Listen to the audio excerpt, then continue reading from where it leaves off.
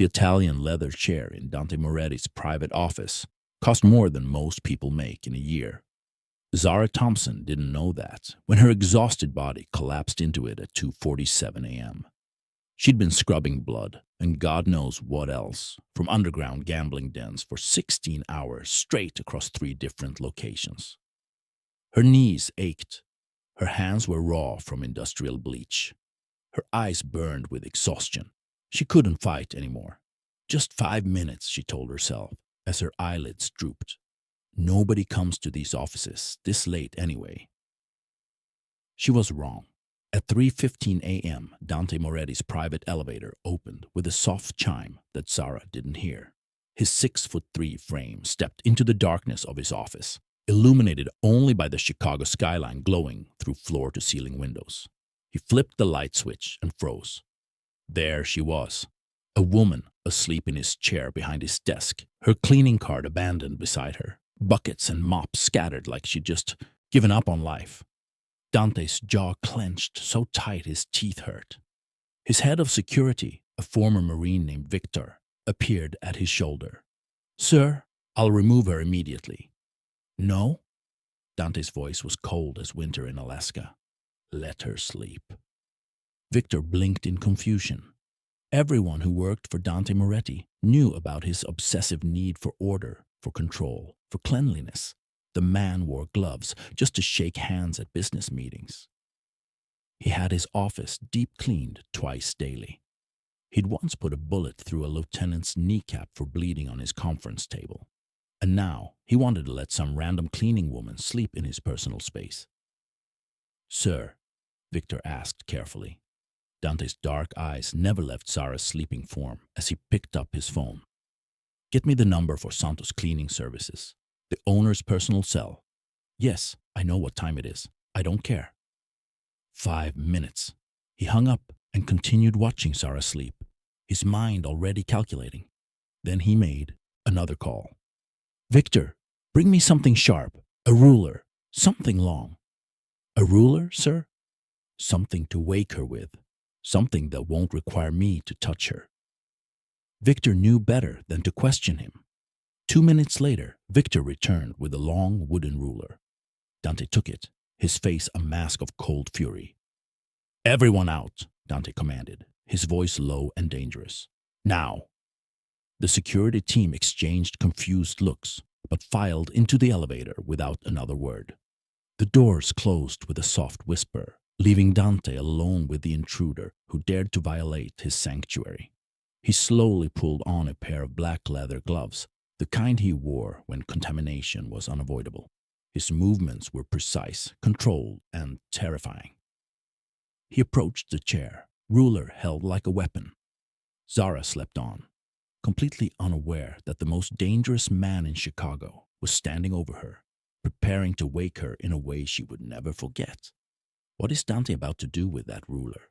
And how did a cleaning woman end up asleep in the office of a mafia boss who controls everything and everyone around him? This story will take you on a journey you won't forget.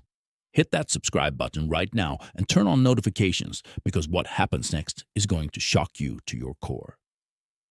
Now, let's go back to where this whole nightmare began. 3 days earlier, the smell of disinfectant burned Zara's nose as she sat beside Mama Rose's hospital bed. The rhythmic beeping of the heart monitor was the only sound in the sterile room. Mama Rose was unconscious, had been for 2 days now, her body too weak to fight the cancer eating it from the inside out. A doctor in blue scrubs entered quietly. "Miss Thompson." Zara stood up. "Yes, how is she?" Dr. Chen's expression was kind but serious. "Her condition is deteriorating. The experimental treatment is working but slowly. We need to perform the surgery to remove the primary tumor now, or we risk losing the window of opportunity we've created." "When? How soon?" "Within the week. But there's the issue of the outstanding balance. The hospital requires at least half the total cost up front before they'll schedule the surgery." "Half? How much is half?" Zara's stomach dropped. "At least $140,000. $140,000. Zara felt the room tilt. She made $12 an hour at the diner, 15 at the cleaning company. Even working 80 hours a week, she'd be lucky to clear $2,000 a month after rent and bills. I don't have that kind of money, Zara whispered. I understand, but without the surgery, I'm sorry, Miss Thompson. We need to see some progress on the payment plan by the end of the week. Dr. Chen left, and Zara sank back into her chair, the weight of $140,000 crushing her chest. Zara's best friend, Kimmy, found her 20 minutes later in the hospital chapel.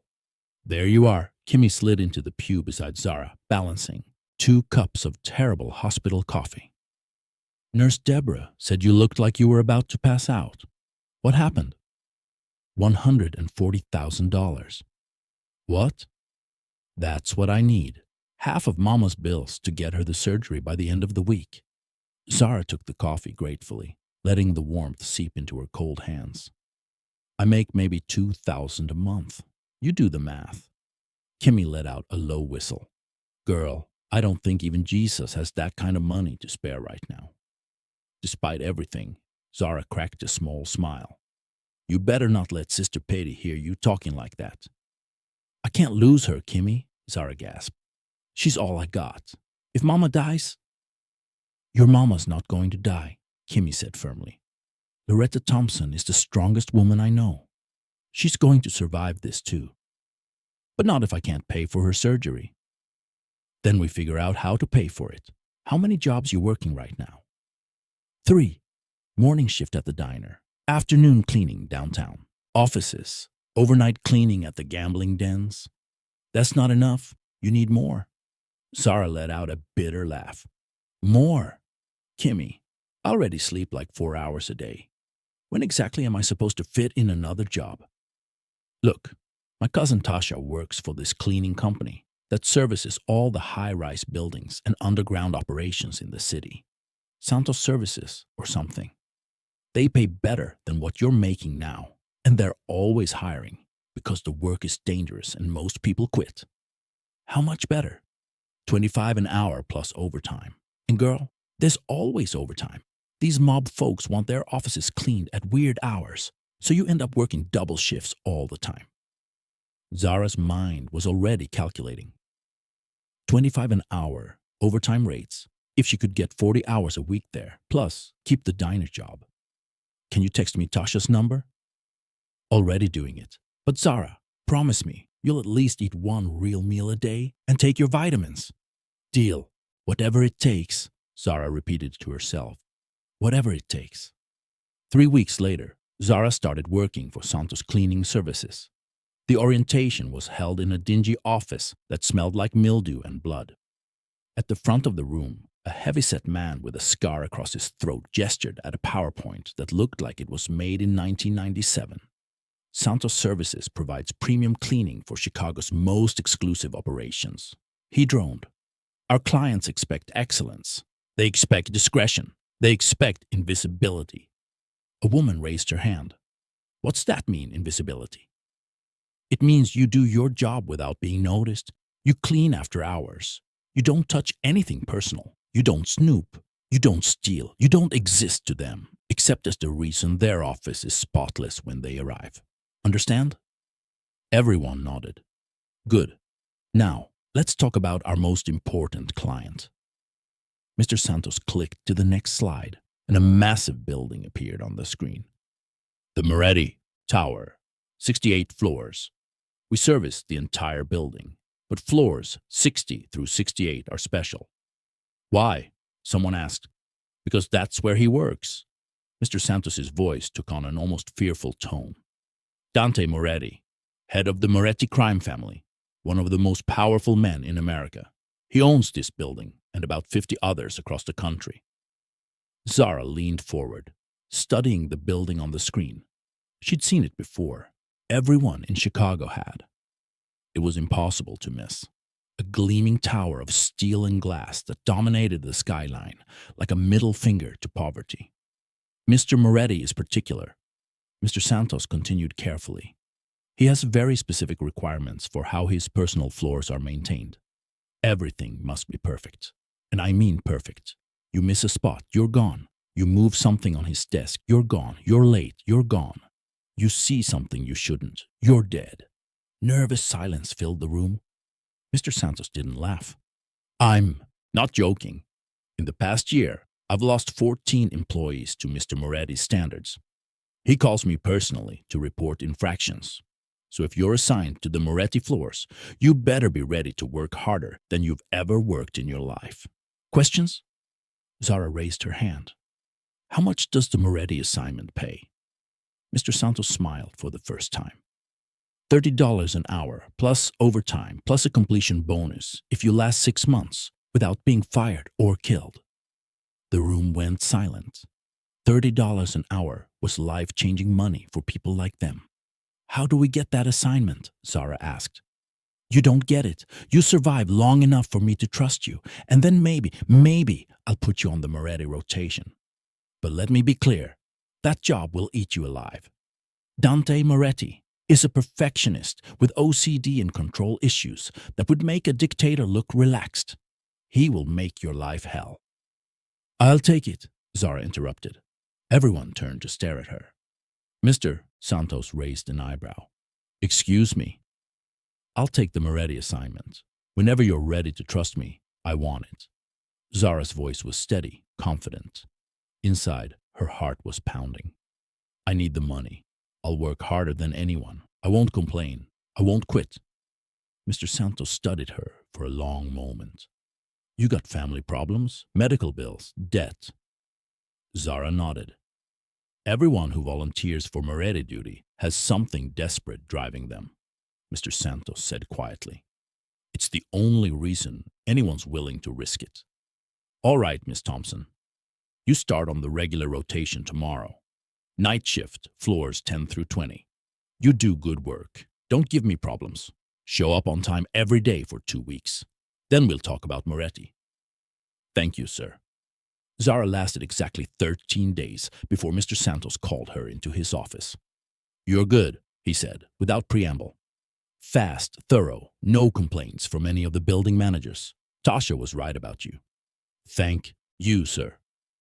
Don't thank me yet. I'm short-staffed on the Moretti floors. 3 people quit last week. One of them actually cried when she turned in her resignation. Said she'd rather be homeless than deal with his insanity for one more day. I won't quit, Zara said. You don't know that. Yes, I do. My mama has stage 4 cancer. Her surgery costs more money than I'll make in 3 years. I need this job, Mr. Santos. I won't quit. I won't mess up. I'll do whatever it takes. Mr. Santos sighed heavily. You're going to regret those words, but all right. Starting tonight, you're on Moretti duty. Floors 60 through 68. You work from midnight to 8 a.m. The floors have to be pristine before the first employees arrive at 7:30. Zara did quick math in her head. Diner shift ended at 11 p.m. If she took the express bus, she could make it to the Moretti Tower by midnight. Work until 8 a.m., sleep until 2 p.m., back to the diner by 3 p.m. 4 hours of sleep. She'd survived on less. I can make it work, Zara said. Then congratulations, Miss Thompson. Mr. Santos slid a thick binder across his desk. This is the Moretti manual. It contains every single requirement for cleaning his floors. Read it, memorize it, live it. Your first shift is tonight at midnight. Don't be late. At 11:47 p.m., Zara stood in front of the Moretti Tower, neck craned back, trying to see the top. The lobby was all marble and modern art, and the kind of wealth Zara had only ever seen in movies. She took a deep breath, squared her shoulders, and walked through the revolving door. Cleaning crew? The security guard at the desk asked, without looking up. Yes, sir. Zara Thompson. First night on Moretti floors. Now the guard looked up, and something like sympathy crossed his face. He was black, maybe in his 60s, with gray in his hair and kind eyes. First night. Lord have mercy. You know what you're getting into, young lady? I read the manual. Reading it and living it are 2 different things. The guard, his name tag said Walter, pulled out a tablet and had Zara sign in. Mr. Moretti is particular about everything. And I mean everything. Last girl who worked his floors got fired for leaving the vacuum cleaner cord coiled the wrong direction. You're joking. I wish I was. Walter handed her a badge and a key card. This gets you elevator access to floor 60 and above. Service elevator is around the corner. You'll be working alone up there. Mr. Moretti doesn't like multiple people in his space. Alone? All 9 floors? All 9 floors. You got 8 hours. Better get started. By 2:30 a.m., Zara understood why 3 people had quit last week. The Moretti floors were immaculate to begin with. It was like cleaning a space that was already clean, searching for invisible dirt that might offend a man who apparently saw imperfection that normal humans couldn't perceive. But it wasn't just the cleaning that was exhausting. It was the pressure. Every surface Zara touched felt important. The conference table on the 63rd floor was probably worth more than her childhood home. The modern art on the walls looked like something from a museum. And everywhere, there were signs of Dante Moretti's obsessive control. Books arranged by height and color, coffee mugs placed handle-out, evenly spaced. Even the pens on the desks were aligned parallel to the desk edges.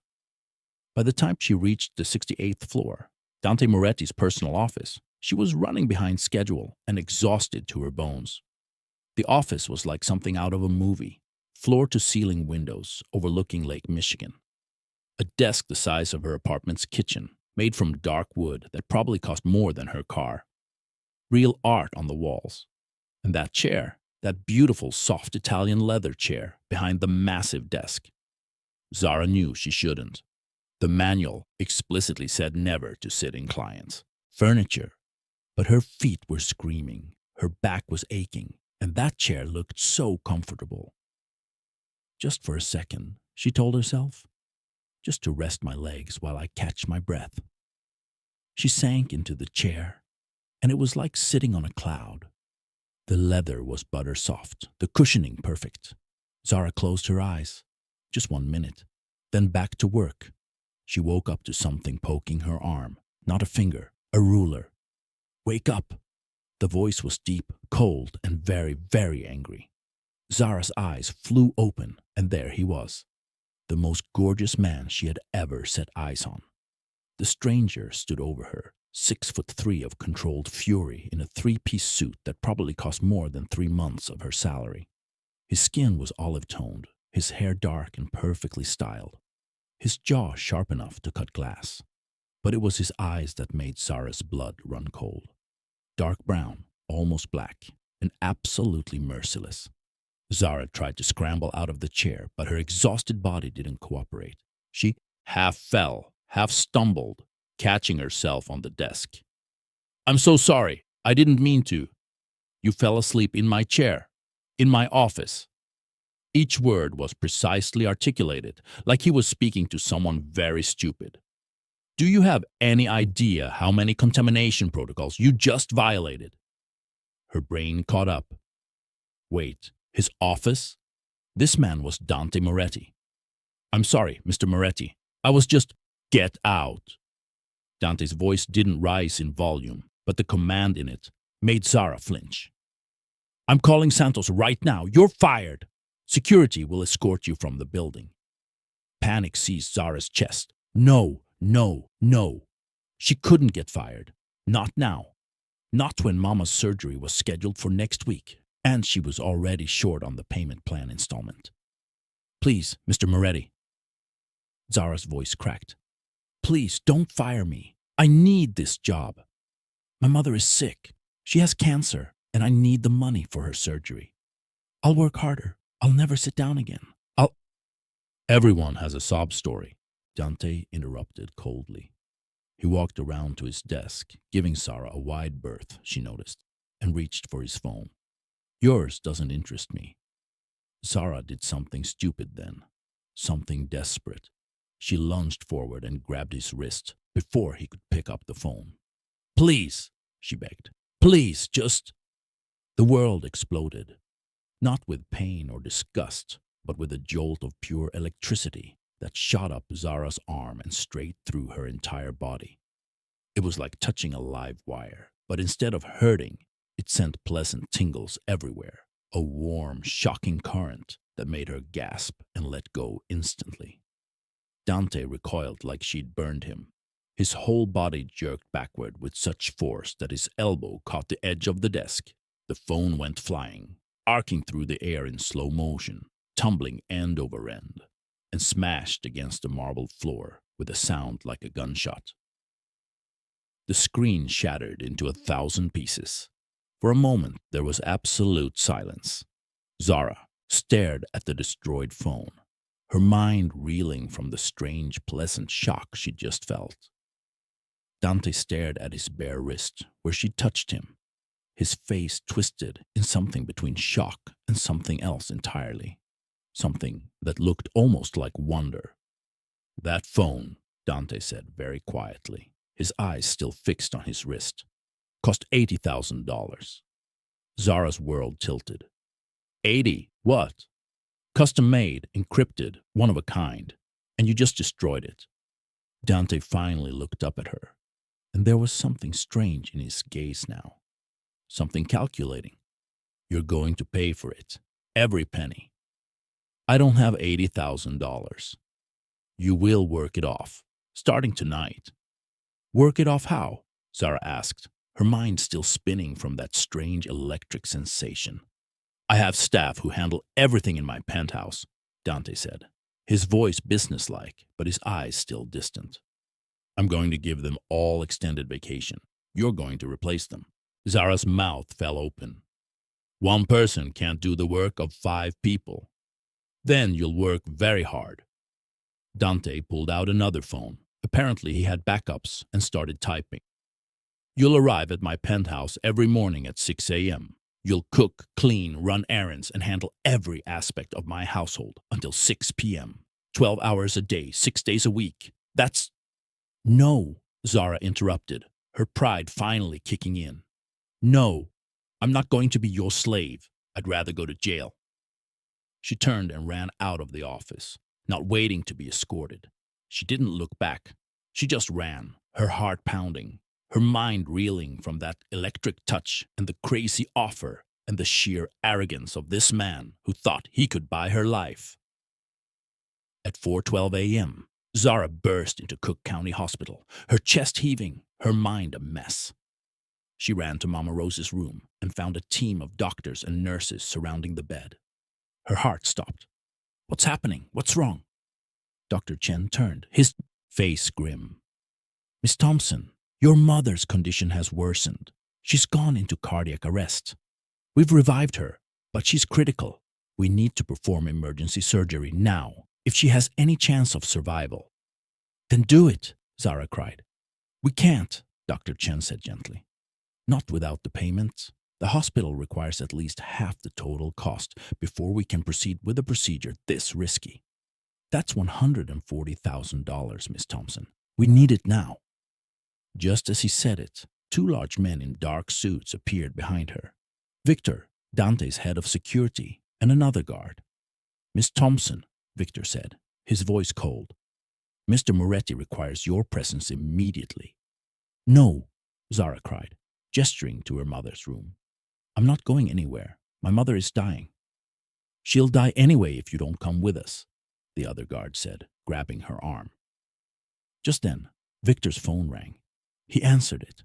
"Sir." Zara could hear Dante's voice, faint but clear on the other, and, "Is that the doctor? Put him on speaker." Victor tapped the screen. Dr. Chen's voice filled the small space. "I'm sorry. Without the funds, there's nothing more we can do." "Pay it." Dante's voice cut through the speaker, sharp and commanding. "All of it. The full balance. Transfer the funds now. I want her in surgery within the hour." Victor looked at Zara, his expression unreadable. "Sir, are you sure? The total is—" "I know what the total is. Do it." Victor hung up and made a call. "Jenkins, transfer $300,000 to Cook County Hospital. Patient Rose Thompson. Mark it as payment in full. Now." Dr. Chen stared, his mouth open. Who? Who is this?" "Someone who believes in paying his debts." Dante's voice came through the phone again, directed at Zara this time. "And collecting what he's owed. You refused my offer, Miss Thompson. So now the terms have changed. Your mother's medical bills are paid in full, but you now owe me $380,000 at $30 an hour, working for me 12 hours a day, 6 days a week. That will take you approximately 2 years to pay off." Zara felt the blood drain from her face. "You can't." "I already did." Dante's voice was cold, final. "You start at my penthouse tomorrow morning, 6 a.m. sharp. Don't be late." The line went dead. The address Dante had texted Zara was in the Gold Coast, one of the most expensive neighborhoods in Chicago. Zara stood outside the sleek glass building at 5:52 a.m., staring up at the tower that overlooked Lake Michigan like it owned the view. She'd taken 3 buses to get here because she couldn't afford an Uber. The elevator was private. It went directly to the penthouse. No stops in between. "You can do this," Zara told herself. "It's just 2 years. 2 years of working for a control-freak mafia boss.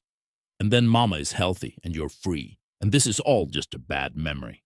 She swiped the key card. The elevator doors opened. Zara stepped inside, and the doors closed behind her with a soft whisper that sounded like a trap snapping shut.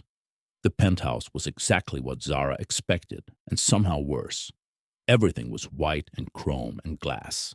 The furniture looked like it belonged in a museum. The art on the walls was definitely real and definitely worth more than Zara would make in her entire lifetime. Floor-to-ceiling windows showed a view of Lake Michigan that was so beautiful it hurt, and it was absolutely perfectly, obsessively clean. Not a speck of dust, not a single item out of place. Even the throw pillows on the couch were arranged at precise angles. "You're 8 minutes early." Zara jumped and spun around. Dante stood in a doorway she hadn't noticed, dressed in workout clothes that showed off his broad shoulders and muscular frame. He had a towel around his neck and a water bottle in his hand. He must have just finished exercising. He looked good, really good. The kind of good that made Zara's mouth go dry, despite the fact that she was supposed to hate him. "I thought early was better than late," Zara said, trying to keep her voice steady. "Early is unpredictable. Unpredictable disrupts my schedule." Dante's dark eyes swept over her, assessing. "But I suppose it shows initiative. There's a schedule on the kitchen counter. Follow it exactly. I'll be in my office working. Don't disturb me unless the building is on fire." He disappeared through another door before Zara could respond. The schedule was typed, printed, and laminated. Of course it was. Daily schedule. Household staff. 6 a.m. Prepare breakfast. Egg white omelet with spinach and tomatoes. No cheese. 1 slice whole grain toast, dry. Black coffee, French press, exactly 4 minutes brewing time. Fresh orange juice squeezed that morning, not from carton. 7 a.m. Serve breakfast. Place in dining room on Eastern placemat. Utensils exactly 1 inch from plate edge. Coffee cup handle at 3 o'clock position. The list went on for pages. Every minute of Zara's 12-hour day was accounted for, scheduled, controlled, just like everything else in Dante Moretti's life. 2 weeks passed in a blur of impossible tasks and Dante's strange behavior. He kept getting close to her, his hand reaching toward her, like he was going to tap her shoulder or brush her arm. But he always pulled back at the last second. Always found some excuse for why he was nearby. "You missed a spot on the counter. That book is crooked. Your hair was about to catch on the stove flame." The excuses were getting more ridiculous, and Zara was getting more confused. Finally, on day 9, she confronted him. "Why do you keep doing that?" Dante was in the kitchen, pretending to inspect the refrigerator shelves, while Zara made his afternoon smoothie. "Doing what?" Dante asked, not looking at her. "Getting close to me, reaching for me, then pulling away. If you have a problem with my work, just say it." "I don't have a problem with your work." "Then what's going on?" Dante was quiet for a long moment. Then he said, "When you touched my wrist that night in my office, did you feel anything?" The question caught Zara completely off guard. "Feel anything?" You mean besides panic that I just destroyed an $80,000 phone? Yes, besides that. Dante finally looked at her, and his dark eyes were intense, searching. When your skin touched mine, did you feel anything unusual? Zara thought back to that moment. The electric shock, the warm tingles that had spread through her whole body. I'm not sure what you mean, Zara said carefully, heat rising to her face. Dante studied her face for another moment, then seemed to come to some decision. He held out his hand. Touch me again. What? Your hand on my wrist, like you did before. Dante's voice was calm, clinical. I want to test something. Test what? Just do it, please. Slowly, carefully, Zara reached out and placed her hand on his wrist. The effect was immediate. Electricity shot through both of them. That same warm, pleasant shock that made Zara gasp and Dante's eyes go wide. But this time, Dante didn't pull away. He stood perfectly still, staring at Zara's hand on his skin, his breathing coming faster. You feel it, don't you? Dante whispered. Yes, Zara breathed. I feel it. They stood like that for several seconds, hand on wrist, electricity crackling between them, neither one willing to break the connection. Finally, Zara pulled her hand back, her heart pounding. What is that? Why does that happen? I don't know. Dante was staring at his wrist like it held the secrets of the universe. With everyone else, when they touch me, I feel contaminated, disgusted, like I need to scrub my skin raw. But with you, with me what? Dante looked up at her, and the vulnerability in his eyes made Zara's breath catch. With you, I feel alive. 3 weeks into her servitude, everything changed. Dante got a call from the building manager about a quarterly inspection scheduled for that afternoon. Dante's face went pale. Today? You're certain it has to be today? Zara watched from the kitchen where she was preparing his afternoon snack. She'd never seen Dante rattled before. His control was always perfect, his composure always intact. But right now he looked genuinely panicked. Fine, 2:30. Yes, I understand. Dante hung up and immediately started pacing, his hands flexing and unflexing at his sides. Is everything okay? Zara asked carefully. Building inspection. They're coming in 2 hours. Dante's pacing got faster. Okay, and that's a problem because the bedroom isn't clean. You don't understand. I had an episode last night, a bad one. The bedroom it's not presentable. An episode? My PTSD. I have nightmares sometimes. When they're bad, Dante trailed off, his jaw clenching. Just go look. Zara walked to the bedroom and opened the door and stopped dead. The room looked like a tornado had hit it. The bed was destroyed. Blankets twisted and half on the floor, pillows scattered, sheets pulled loose. Books had been knocked off the nightstand. There was broken glass on the floor. Even the curtains were half torn from their rods. This wasn't just a messy room. This was evidence of someone having a complete breakdown. Oh my God, Zara whispered. Dante appeared behind her, and she could hear the shame in his voice. I told you it was bad. What happened? I had a nightmare about something from the past. Dante's voice was flat, emotionless. When I woke up, I was disoriented.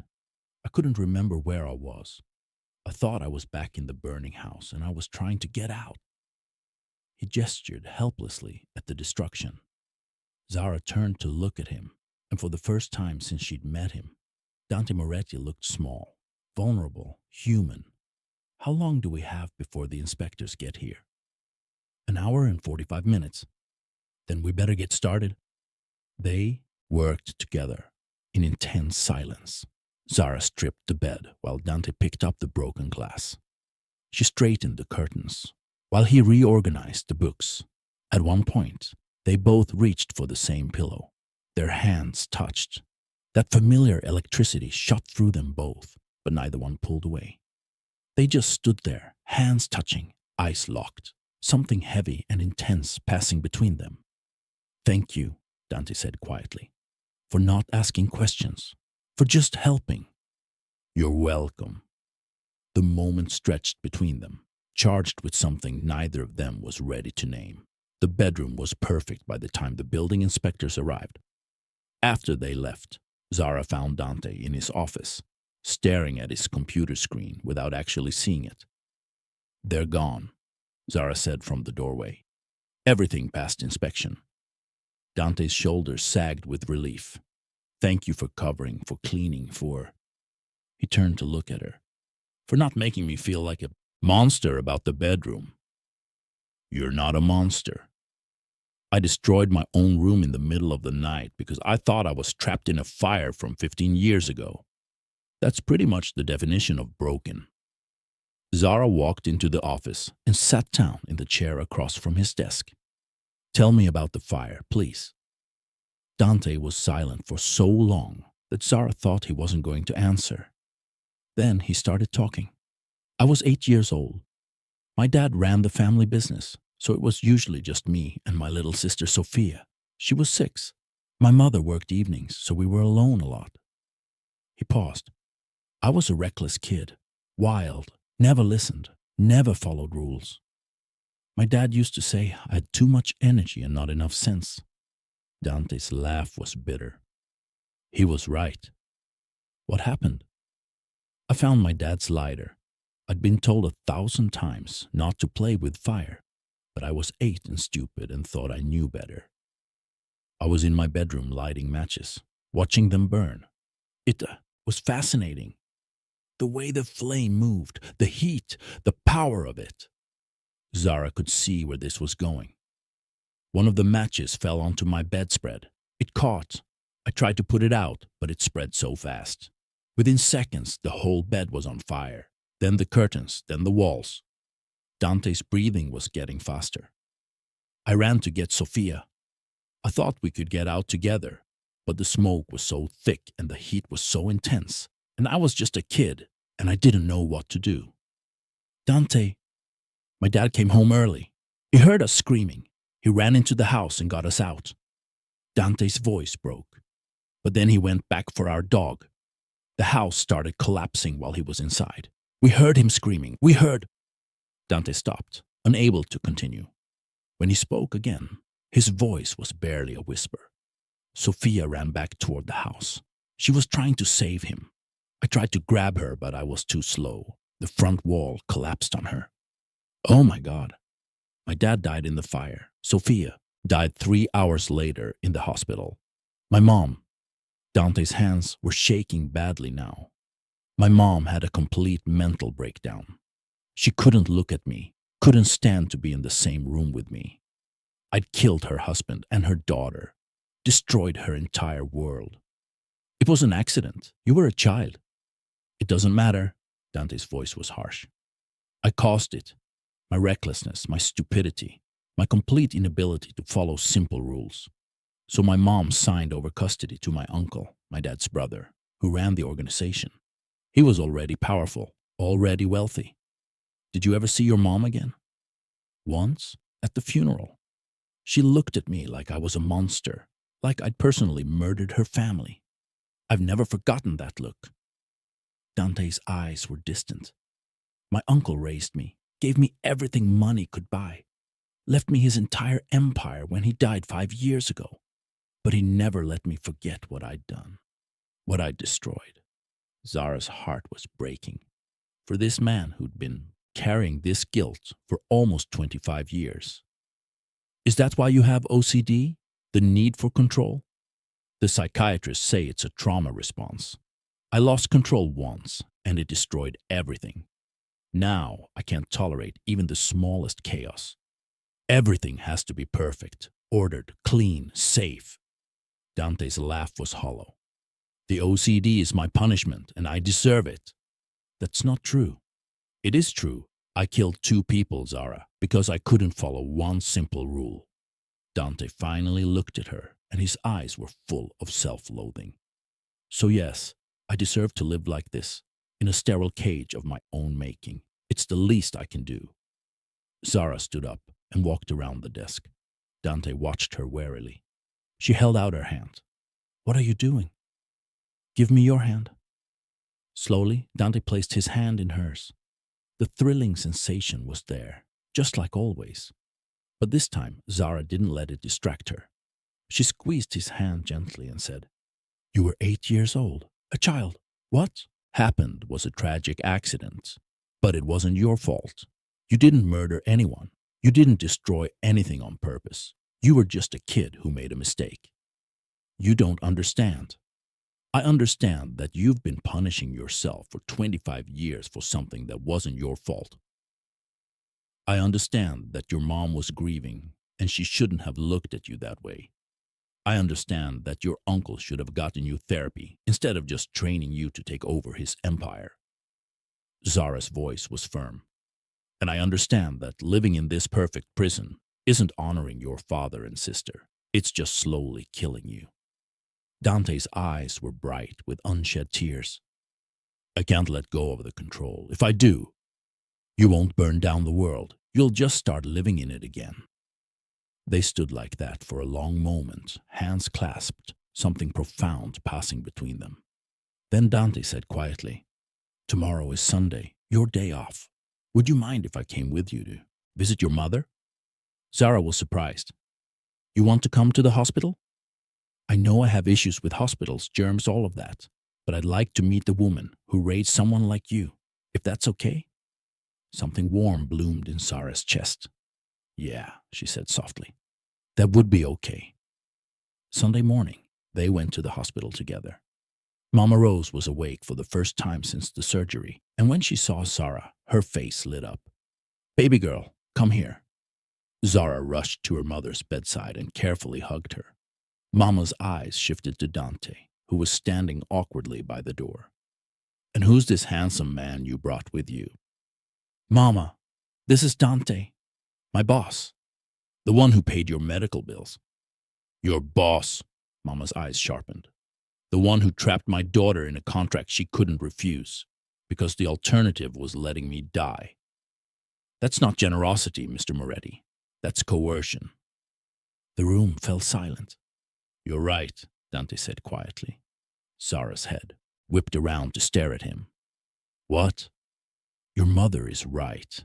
I did coerce you. I used your desperation against you to get what I wanted. At the time, I told myself it was just business. But the truth is," Dante looked at Zara, "the truth is that your daughter is the only person who's ever touched me without making me feel contaminated. The truth is that I trapped her in this arrangement because I'm selfish and broken, and I wanted to figure out why she affects me the way she does."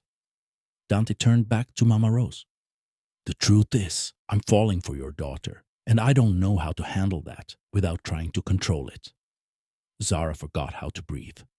Mama Rose stared at Dante for a long moment. Then she said, "Sit down, Mr. Moretti. Let's talk." What followed was the most intense conversation of Zara's life. Mama Rose didn't hold back. She called Dante out on everything, demanded he get real therapy, demanded he release Zara from the contract immediately. "And you," Mama turned to Zara, "if you want to keep working for this man, that's your choice. But it has to be a choice, not an obligation. You understand me?" Zara nodded, too stunned to speak. Mama looked back at Dante. "You love my daughter?" "I think I might. It's complicated." "Love is always complicated, but it shouldn't be transactional. So if you want to be with Zara, you court her properly. You date her. You treat her with respect and dignity. And if she chooses you, it's because she wants you, not because she owes you. Clear?" "Yes, ma'am." 3 days later, Zara stood in Dante's penthouse, holding a formal release from the contract, signed and notarized. Her debt was forgiven. She was free. And Mama's medical bills continued to be paid, even though Zara no longer worked for Dante. "I'm releasing you from the contract," Dante said. "But I'm also asking if you'd consider staying, not as my employee, as something else. I don't know what to call it yet, but I know that when you're around, my apartment feels like a home instead of a prison. I know that when you touch me, I feel alive for the first time in 25 years. I know that you make me want to be better, to get help, to actually live instead of just existing. Zara's eyes were burning with tears. You don't have to answer now. Take time. Think about it. But Zara, I need you to know that if you walk away right now, I'll understand. And I'll still make sure your mother gets the best care for the rest of her life. No strings, no debt, just because you deserve it. This man was offering her freedom, and all she wanted to do was choose him anyway. I need to think, Zara said finally. This is a lot. I know. Take all the time you need. 3 days of thinking, 3 days of processing, 3 days of realizing that she didn't just want freedom, she wanted him. On the third day, Zara showed up at Dante's penthouse at 6 p.m., her heart pounding. She found him in his bedroom, sitting on the floor with his back against the bed, staring at nothing. Dante? He looked up, surprise on his face. Zara, what are you doing here? I came to give you my answer, but first I need to know something. That first night in your office, did you really feel something when we touched, or was that just a line to trap me? I felt it. Dante's voice was raw, honest. I've spent my whole life recoiling from human touch. And then you grabbed my wrist, and I felt alive. It terrified me. So I trapped you because I wanted to understand it, to understand you. And do you understand me? No, but I want to spend however long it takes learning. Zara closed the distance between them. I have conditions. First, you start therapy, real therapy, this week. Done? Second, you stop using your OCD as punishment. You work on getting better because you deserve to heal. Okay. Third, we date like normal people. You take me to dinner. We go to movies. We figure out if this electricity between us is real or just some weird reaction to trauma. Dante's lips twitched into almost a smile. Those are fair conditions. And fourth, Zara reached out and took his hand, feeling that familiar shock run through both of them. You let me help you, because partners don't let partners drown alone. Dante's eyes went bright with emotion. Partners. If you want to be.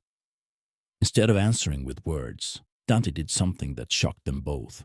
He pulled her close and wrapped his arms around her. I thought this would make me panic, Dante murmured. But it doesn't. With you, it doesn't. They stood like that for a long moment, holding each other. Then Dante pulled back slightly. I need to test something. A theory about why I can touch you without feeling contaminated. How do you test that? Dante's eyes dropped to her lips. If I can kiss you without recoiling or panicking, I'll know for certain that what I feel for you is stronger than my disorder. Can I kiss you? Instead of answering, Zara rose up on her toes and closed the distance between them. The moment Dante's lips touched Zara's, the world stopped. It wasn't just the electricity. It was the way Dante kissed her like she was precious, like she was the answer to a question he'd been asking his whole life. One of his hands cupped her face, the other wrapped around her waist, pulling her closer. And he didn't pull away, didn't panic, didn't recoil. He just kissed her deeper. When they finally broke apart, both breathing hard, Dante pressed his forehead against hers. I think I've found my cure, he whispered. I'm not a cure, Dante. I'm just a person. You still need therapy. You still need to work on yourself. I can't fix you. I know, but you make me want to fix myself. 1 year later, they returned to the Moretti Tower together. Dante's office on the 68th floor looked exactly the same. Pristine, perfect, controlled. Except now there was a photo on his desk. Him and Zara laughing, his arms around her waist, her head thrown back in joy. Real, imperfect, beautiful. I still can't believe you kept that chair, Zara said. Are you kidding? That chair is where I found you, where everything changed. Dante grinned and pulled her down into the chair with him. Make a wish. Zara closed her eyes and thought about everything that had happened in the past year. Mama's recovery, the debt forgiven, Dante's therapy, his mother's return, the messy, complicated, beautiful relationship they'd built. She opened her eyes and looked at the man who'd trapped her and then set her free. "I wish for more of this," Zara said simply. "More growth, more healing, more love, more of us figuring out life together." "That's a good wish," Dante murmured, kissing her softly. "I'll help you make it come true." Love isn't about perfection or control. It's about choosing to grow together, even when it's messy and hard. It's about finding someone who makes you want to heal. Not because they fix you, but because they make you believe you're worth fixing. And sometimes, just sometimes, the worst day of your life leads you directly to the best thing that ever happened to you. If this story touched your heart, hit that like button. Comment below telling me your favorite moment, and subscribe because we have more incredible stories coming that will make you laugh, cry, and believe in the power of love to heal even the deepest wounds. Thank you for watching. See you in the next story.